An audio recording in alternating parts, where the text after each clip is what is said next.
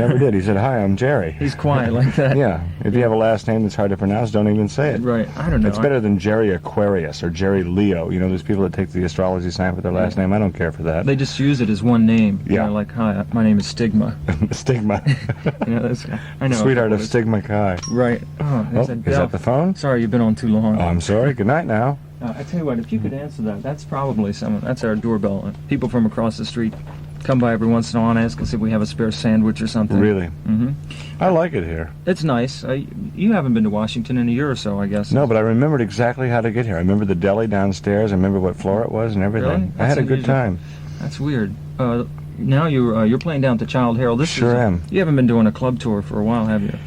No, not really. What I'm doing now is mostly television and movies, and it doesn't allow too much time to do clubs, but I really like to, especially I like to play places like the Child Herald, which are smallish, and you can really actually see your audience and play to them and say, if you learn the guy's name is Joe, you can actually say, this is for you, Joe, right, yeah. As opposed to the big 5,000 and 10,000 seaters where you just don't really get to meet anybody. You can sort of sit there and watch them get progressively blitzed out of their minds. Blitzed is exactly it, yes, yeah. And they can watch me do the same. Right.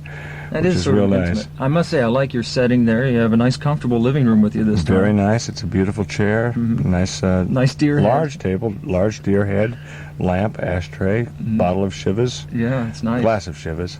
Good setup. What is this? You say you're doing TV and films now. I'm currently a regular on the Cher show, working with Cher. And in fact, last week was the best. I got to do vaudeville with George Burns. You really? Yeah, they tried to teach me to dance and do the soft shoe and things like that with George Burns and Terry Garr, who was a terrific actress. She was the nurse in Young Frankenstein, remember that? Yeah. She was the one where they said, look at I believe the word was knockers on the door, when they were talking about the knockers on the door for door knocking, of course.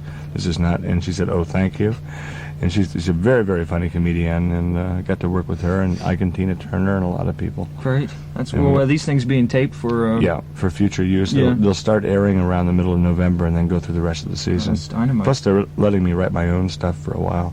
Is this more lucrative for you as an artist or whatever? Lucrative is like a relative term. In other words, it doesn't pay me enough to go out and buy my roles and be able to say, hey, I'm a star. I'm Martin Mull. I still do my own laundry, Yeah, right. as we all do, as God intended us to do. Right. Do your own laundry, folks. Yes. But I feel that it'll open up what I do to a lot of people that might not otherwise see it, like 40 and 50-year-old tire recappers in Omaha, Yeah. who I would really very much like to reach with my stuff, because I like what I do, and I think it's important to me, and I would like to think it would be important to somebody else, and the more people I can meet, the better. Yeah, I think it would be. I'll look forward to seeing that. I think you'll be dynamite. George Burns, you mentioned him. He's sort of making a movie career now. Well, he did with the Sunshine Boys. Yeah. Yeah. How was that? I haven't seen it. I haven't seen it either, but I heard him talking about it once. It was really amazing. And this may be bad taste to say this, but we were in the studio, and George is 80 years old, and he is every bit as sharp as he ever was. I mean, he's just hilarious. He's very funny, very mild, very nice. But you could see there were a lot of people there with long hair and beards and mustaches and everything like that, and it's a generation that George just doesn't know about. And there's no way to expect him to know about it at 80. And it was kind of strange, because after everyone got done reading the lines and going through the book and the script, etc., at one point he just went over and just sort of sat by himself, and it was as if he was an alien. Yeah. And that was really sad that a lot of these younger people didn't realize that there's a genius in our midst, man. You know, be nice to this man. Yeah. Without him, you might not even be here. And I just found him a delightful human being. Well, it's he hasn't been, I guess, exposed a lot as of late, and older people tend to get more inside their head as I mean, you think that happens? I think when you get older, you tend to crawl inside, and because.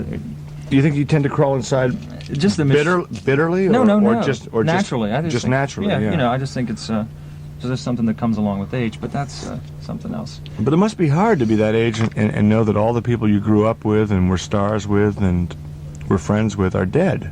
Yeah. And I wonder if you just sit there and count time. I hope not.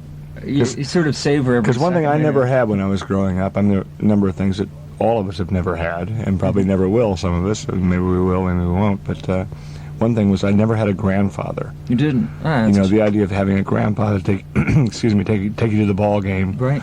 I didn't have one either. That Really? just dawned on me. That's right. I didn't have one. And that's something you read about in health books in high school in 7th grade, where Ned went off with his grandpa to the ball game, Right. and Grandma made cookies.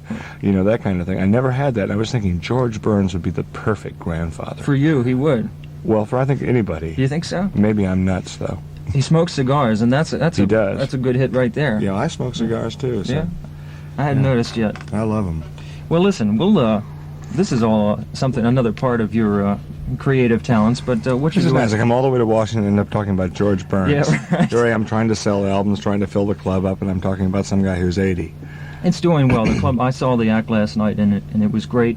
And so that's why we'll start off with. And we're going to play some of your music here. We're not that'd going to be just nice. play other people's music. And this is a thing called My Own Review.